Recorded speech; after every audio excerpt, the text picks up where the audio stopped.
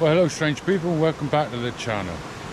We're currently out this weekend at Karen's community camp that she has on Dartmoor every year. Lovely spot. This is an absolutely gorgeous spot. Just walked up to the end of the campsite. I don't know if you can see behind me here, look. A couple of tents in amongst the trees, right beside the river, Cossack, I believe the river is. And then it goes on further down. There's Amanda and Logan. And it goes out further down there. We're camped up near the toilets because we're special. But yes, so we're hoping to go out for a hike in a minute. The rain's just come in. But we'll go out for a little walk, I think, in a minute. If not, we're just definitely going to go to the pub. Either on the way back or on the way there, or both. But I'll bring you back shortly. So I've been tasked with taking a walk out onto sunny Dartmoor in the rain. And our first stop is Crochan Tor. The Crochan Tor was the meeting place for the ancient Stannery Parliament. Stannaries were instigated in the late 1100s, around 1190ish, something like that, and they were to what's the word I'm looking for here, standardise everything, the weighing of the tin, the assaying of the tin and things like that. It was also to help pay for the Crusades and other of King Richard's and other kings' exploits. As I said, this was the meeting place. The first parliament was in 950, but it probably wasn't up here. The first parliament meeting up here was in 1498, I believe, and there were several up until 1745 after that. 24 members from each stannery would come to meet at this place.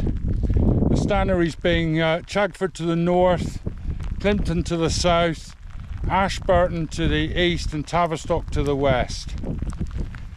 And as I say, that's where they went, the tinners went to have their metal or their ore assayed and weighed and were paid for it.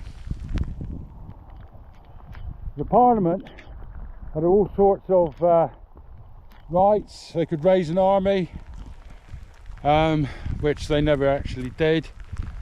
They could also try people for selling bad ore, and some of the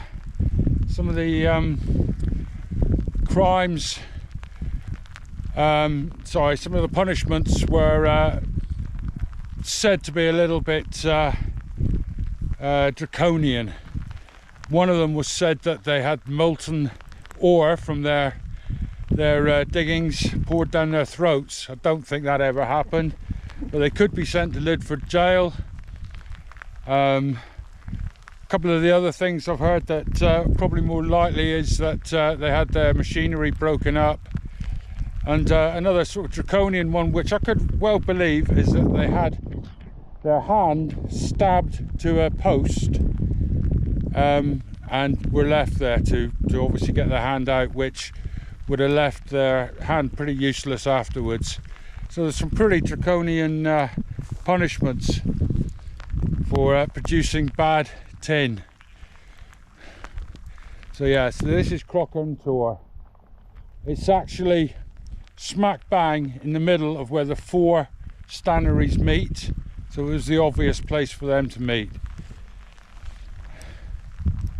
What the name Crocker means is anybody's guess really. Some of the guesses are, I think, way out of order.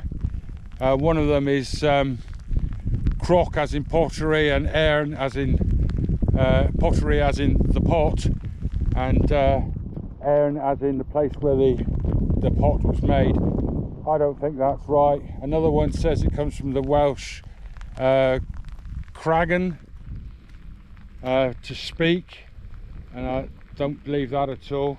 The nearest I can come up with is it's probably a mixture of the local Brittonic cairn or carn and a word from the Anglo-Saxon period. Crow Tor is just over there, so I wouldn't imagine. I could imagine this could easily be called Crow Carn, something like that. So that would be my best guess. And it is only a guess. It's not a particularly high tour, but there are some lovely views from here.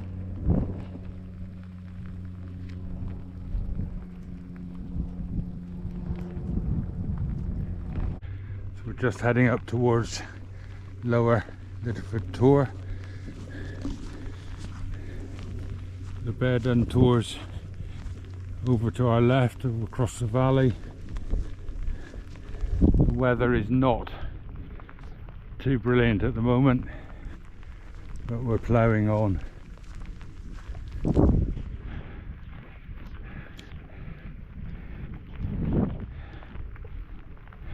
So this is Higher Littleford Tor, and the weather is still pretty darn inclement. And over ahead of us, that sharp tor ahead of us is Longford Tor, and that'll be the end of our walk before we go down into the valley. And way off in the distance, that's Higher White Tor.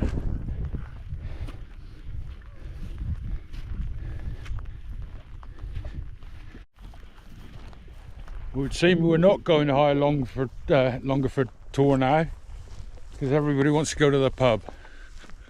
I've been outvoted. I was the first one to put my hand up. Yeah, I probably was. Right, so we're heading down the valley now towards Wisman's Wood. Sort of making it up as we go along now across the sheep tracks.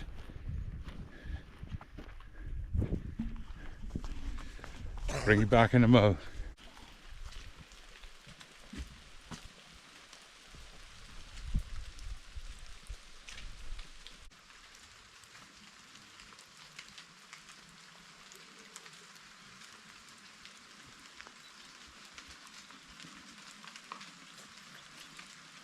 The woodland is currently closed, which is a good thing.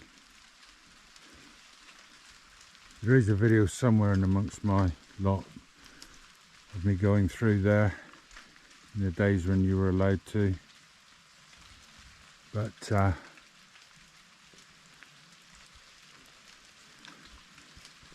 I'm glad we're no longer allowed to, really. Gives the moss, the trees, the lichens some rest, and old Crocker's hounds can sleep quietly before they're out running the moor again.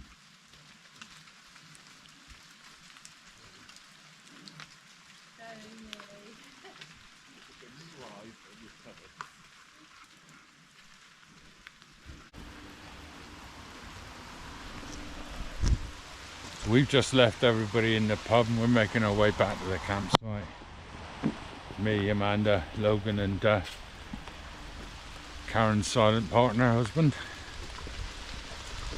Crossing over the old bridge at Two Bridges. There's the modern bridge over there. Same modern bridge, I believe it was built before I was born anyway. I'm actually not actually sure now, thinking about it.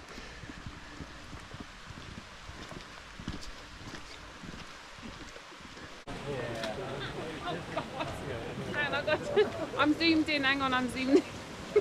Got to zoom out. I'm going to film you, filming me. I was just filming the 5 men and 1 woman putting up the top. Yeah, the shortest woman here as well. How was your walk, Si? The walk was wonderful. How was the weather? The weather was wonderful as well. It was Dartmoor sunshine at its finest. Yeah, absolutely. Yeah, it's brilliant. Absolutely. But I was just saying what a sense of community this is though. Yes, it is a shanty town, isn't it? It's pretty awesome. Proper Harry Tate job, this one.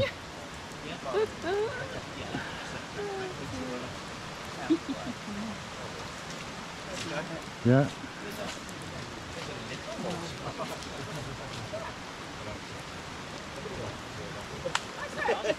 Laughing at my 3 hood look that I've got going on at the minute. So yeah.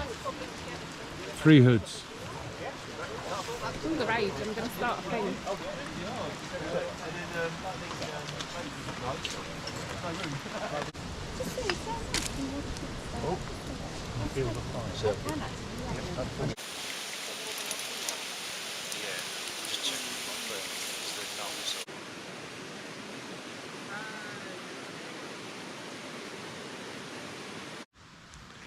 Morning, strange people.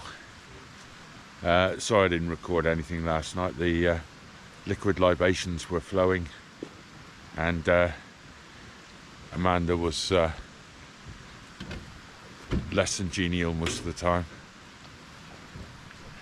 So this is what we've been rocking today, or these last couple of nights. So we've been in our MSR, Alexa 2.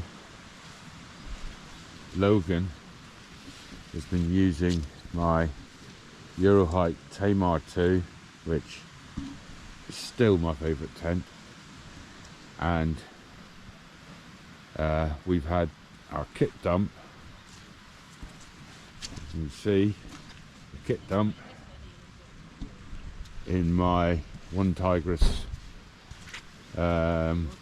smoky tent thingy, whatever it's called. Please do not judge me for using the gas stove.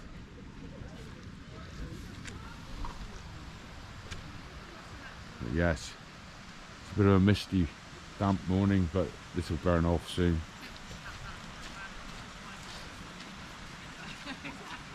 People are all chatting and packing. So this is the field we've been in. This is the upper field, if you like. We've been right beside the heads, which has been pleasant, but it meant we get to meet everybody. And just down here, I don't know if you can see through the trees, is the other campsite where I met you yesterday morning. And the communal area. And to get to it, it's got a proper little dodgy little clapper bridge. Somebody asked me yesterday how old this was. To be honest, I have no idea. It could be medieval or it could be Victorian. Certainly been repaired at some point. Yeah, right beside the river. Absolutely gorgeous little spot.